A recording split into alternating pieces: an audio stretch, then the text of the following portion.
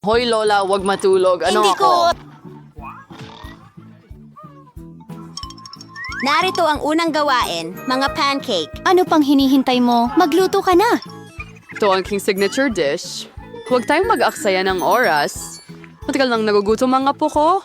Binubuksan na ang kalan. Kukuha tayo ng kaunti. Kukuhanin ang masa. At lulutuin ito. Napakasimple nito. Kaya ang unang pancake ay handa na para sa apo ko. Nakuha ko na! Walang pantasya. Gagawa ako ng pinakamatingkad na mga pancake para sa kapatid kong babae. Siguradong magugustuhan niya ang ideya ko. Buwas at when wow, madagdag tayo ng ilan. Kulay! At isa pang patak. Maxwell? Mukhang talagang astig. Tunong Keon, pumunta na tayo sa kawali. Mukhang handa na ito. Bilisan sa plato bago masunog. Ang pangit! Gagawin kong malaki. Kung sakaling lahat ng kulay ng bahaghari. Astig! Ayusin ko ang mga pancake ng mantikilya at maple syrup. Masarap. Ang ganda-ganda natin! Napakakulay! Kaunti para Marshmallow. sa kanila. Tiyak na mananalo. Tama yan! Sarap! Perfecto! Isang pirasong pugad. Nagmaneho na ako. Bling. Magdagdag pa ako ng makukulay na palamuti at maihahain ko na ito. Patamisin ng bongga!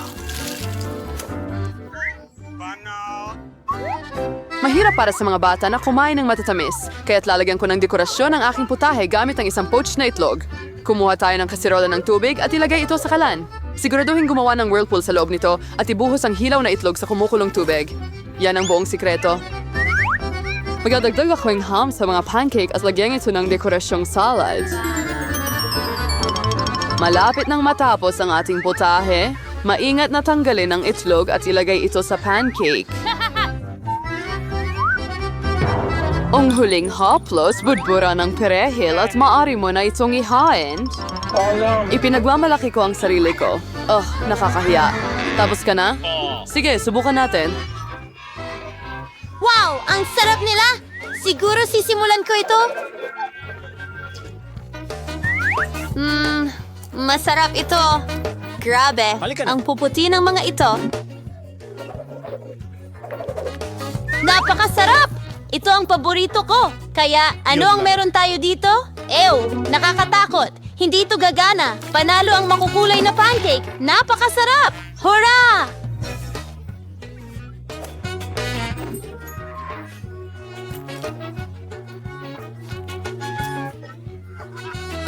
Ngayon, gusto ko ng pizza. Oo, sige. Anong meron? Tara, gawin natin yan. Magandang pagpili. Una, magtatanggal ako ng isang piraso ng masa. Talukuin ko ang tomato paste at ipapahid ng maigi sa ating pizza. Kailangan ko itong gawin Cinco! ng maingat. Ganyan. Mabuti na lang palaging nasa tabi ko ang aking brush. Sa tulong nito, mas mabilis ang pagluluto. Kuskusin ng mabuti ang keso. Magiging napakasarap ito. At sa wakas, kunin natin ang pepperoni. Halos handa na ang pizza. Ano ang ginagawa mo? Naku, ang tanga mo talaga. Wala na ang pizza ko. Ano? Para sa akin ba ito? Maraming salamat! May naisip ako. Gagawa ako ng matamis na pizza at ito ang magiging pinakaastig. Magdadagdag ako ng marshmallows imbes na sarsa. Ang pizza ay siguradong masarap. Ano? Mayroon tayo ditong Skittles. Perpekto ito. Gagamitin ko ito para sa palaman. Perfecto! Naku naman! Kailangan natin mag-isip ng Bagay at paraan. Gamitin. Uy! May naisip ako. Ang pizza ko Lalabas ay ako. itim. Tara na! Magsagag ng kaunting sena at ikalat ito sa paligid. Gagamit ako ng brush para dyan. Handa na ang base para sa aking itim na pesa. Kukunin natin ang tomato sauce at ikakalas ito ng pantay sa dough. Malapit nang matapos. Ang ganda ng kinalalabasan. Siyempre. Ano ang pizza kung walang keso? Hindi ito maaring sobra. Ayan na. Idadagdag na lang ang mga topping. Sa tingin ko, bagay na bagay ang pagkaing dagat sa ganitong kakaibang pizza. Ang ganda lang. Tingnan mo yan. Awardering Mike Ming Chef de Igorin 3,000 pizza sa oven. Handa na. Ang Marisa's Pizza ay may hahana sa best. Anong nangyari sa pizza ko? Sira ito! At ayos ang pizza ko. Kay sarap ng amoy. Sige. Panahon na para subukan ito. Anong klaseng kakaibang pizza ito? Itim ba ito? At bakit may mga shell dito? Yuck! Wow! Napakaliwanag na pizza! Pasubukan natin. Medyo kakaiba, pero pwede na. Anong susunod? Paborito kong pepperoni pizza! Ang sarap! Panalo ang pizza na ito! Ang galing! Fura? Pasira niya. Meister Silk. Ngayon ay nasa sorbetes na ako! Gagawin kong pinakamasarap na ice cream para sa apo ko. Siyempre, idaragdag ko ang isang cake rito. Naiisip ko na kung gaano niya magugustuhan ang dessert ko. Sige, magsimula na tayo. Ang pinakamahalagang bagay ay tadtarin ng husto ang bawat piraso. Kaya kinukuha namin ang mga talim at sinisimula ng paggiling ng cake sa lalong madaling panahon. Ano yun? Bakit puno ako ng sponge cake? Binata! And just naman we understand sa reliro. Pasensya na! Nawalang ako! Oh, ano pa ang mas simple? Gagawin ko ang pinakamagaling na ice cream. Oh, perpekto. Gayon pa man, gaya ng dati, oras na para magdagdag ng mga dekorasyon. Kuskusin ko ang balat ng kahel. Gustong-gusto ng lahat ang kulay dalandan. Ay, si Emperor Dahon ng Cement. Tingnan? Aawin ni diners. No. Customers, matihay na yun. Oh, ang ganda. Napagkita siya ng kalokohan ulit at masaya siya. Kailangan mong magluto ng may pagmamahal. Ito lang ang paraan para maging pinakamasarap ang ulam. Parang may ilang... May nangyaring mali. Itong mga modernong, nauusong putahe. Halos tapos na. Kailangan na lang ibuhos ang paborito kong syrup at maipapakain ko na sa apo ko. At ayun na nga, maganda. Tara na! Ayos na ang sorbetes.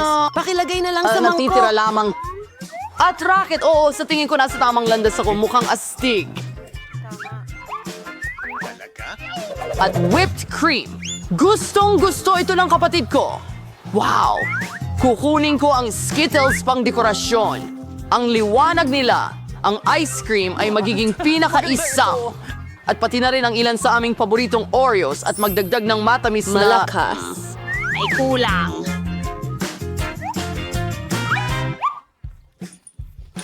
Wow, tsokolate na syrup. Pwede bang humiram? Sige.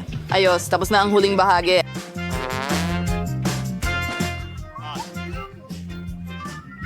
Salamat. Nakuha ko na! Handa ka na bang ipakita ang iyong ice cream? Sige lang. Saan magsisimula? Wow! Ang daming bagay. Subukan natin ito. Ito ang pinakamasarap na ice cream sa buhay ko. Sobrang sarap. Kaya, ano ang meron tayo dito? Bakit may dahon dito? Medyo kakaiba. At Huwag na natin isama. Ano ba yan? Katakot-takot. Ayoko itong kainin. Hoy, ikaw! Subukan natin ang isa pa! Oh, ang weird. Ang sarap pala. Aba, Grabe. Ang nanalo ay itong sorbetes. Salamat sa panonood. Nanalo ako! Tara na! Na ito. Wow, agad-agad. Bakit kailangan ni Candy ng ganitong kahon? Ano ang gagawin niya ngayon? Simple lang ang lahat. Gusto kong gawing talagang astig ang cute kong kotse. Narinig ko na ngayon, lahat ay fan ng kulay pink tulad ng mga Barbie dolls. Kaya, bakit hindi ko ipinta ulit ang baby ko? Kasabay nito, gagawin ko rin itong mas malambot at mas komportable. Hiya, magaling. Ngayon, oras na para alagaan ang mga gulong. Ang regular na disc ay masyadong boring. Kapag ginawa ko silang kulay rosas, magiging mas maganda sila. Itingnan mo, ang cute.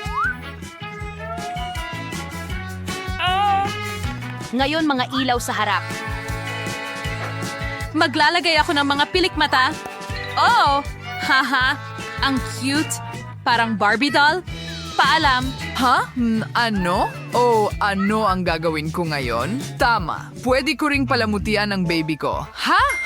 Kailangan ko lang mag-order ng mga kinakailangang bagay. Talaga? Ang bilis ng pagdating ng lahat. Maraming salamat. Kaya pwede ko nang simulan ang proseso ng pag-upgrade sa baby ko.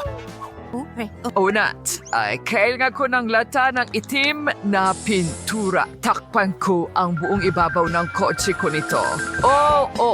Tingnan mo kung gaano ito kaganda agad. Maganda.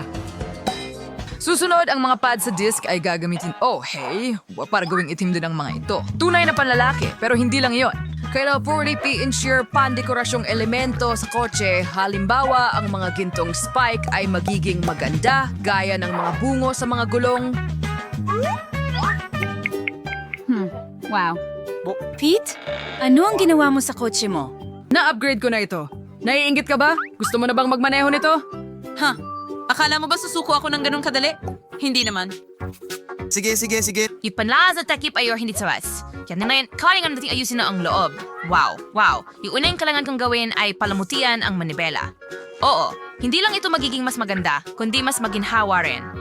Ngayon, kailangan kong takpan ang mga upuan ng pink na balahibo. Hiya! Tara na! La! Artie, Rikin, and Kamehal ang itsura nito. Istarwan, Sarulim ang salamin ay perpekto. Wow! Ow! Ngayon mukhang glamoroso na ang kotse ko. Sa loob din. Ang huling detalye, isang kumikinang na laso. Hiya! Muli nitong binibigyang diin kung aling kulay ang pinakagusto ko.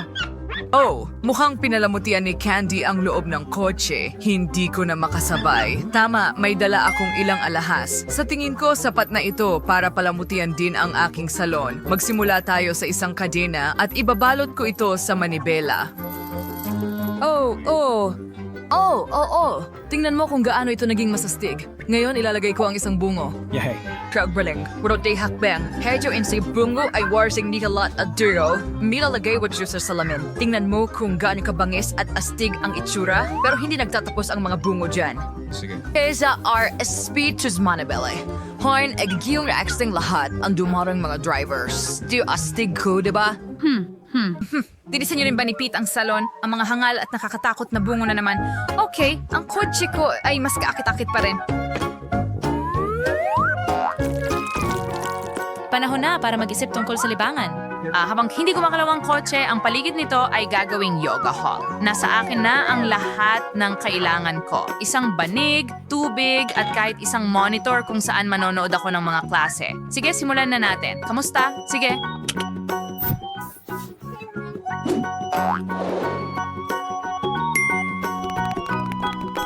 Candy, gusto rin naming mag-yoga. Pwede ba? Ay, syempre. Mas masaya kapag magkasama. Ang sarap. Teka, anong ginagawa ng mga babae doon? Kumakain ako ng burger dito at nagpasya silang magbawas ng ilang kilo doon? Hindi ko papayagan yan. Gagawin ko rin totoong gym ang kotse ko. Hey! Meron akong buong kahon ng angkop ng mga kagamitan. Ano ang gym kung walang dumbbells? Diba? At kung kulang ang mga ito, may kettlebell. Tingnan mo. Aray. Sa totoo lang, mabigat ito.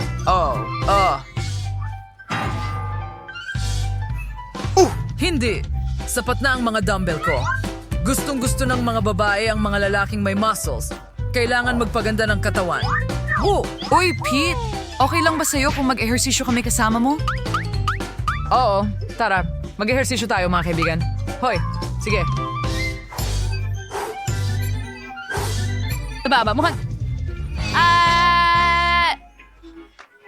Pinapasay ko na ba yan? Siguro dapat tayong pumunta at makipagkita sa kanila? Sige. Saan ka pupunta? Paano naman ako? Hunin ni Queen sa lahat ng mga kaibigan kong babae ay pagtataksilan ako ng ganito kabilis. Sige, halika. Kaunti pa. Halos nagawa ko na yon? Oo. At hindi. Hindi yon.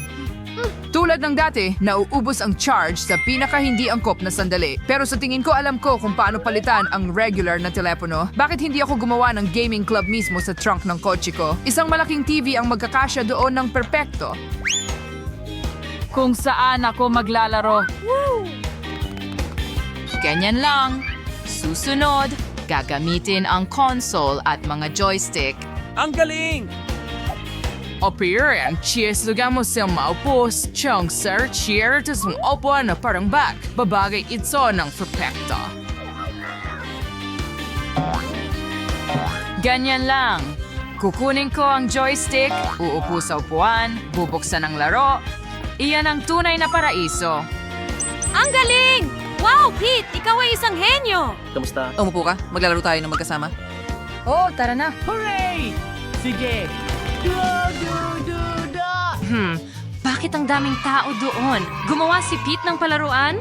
Well, mag-isa na naman ako. Kahit na alam ko kung paano akitin ang lahat sa akin. Sa lalong madaling panahon, magsasawa rin sila sa mga laruan na ito at tiyak na gugustuhin nilang lumipat. Kaya bakit hindi ko sila ipag-organize ng isang concert venue? Oh, meron akong lahat ng kailangan ko. Kahit ang disco ball ay nandito. Wow! Oh, tingnan mo ang mga magagandang laruan na ito. Huray! Astig! Kahanga-hanga! Nagsimula na ang party. Panahon na para sumayaw.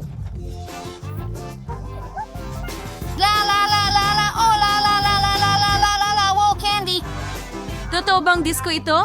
Panahon na para sumayaw. Yehey! Oh! Iniwan na ako ng lahat. Kawawang bata. Pete. Tara na, halika sumama ka sa amin. Talaga? Sige. Sige, sandali lang. Gusto mo bang maglaro kasama ko? Sige. Okay. Maglaro tayo ng magkasama. Oo! Ang saya at ang galing nito. Wow! Candy, gusto rin kita.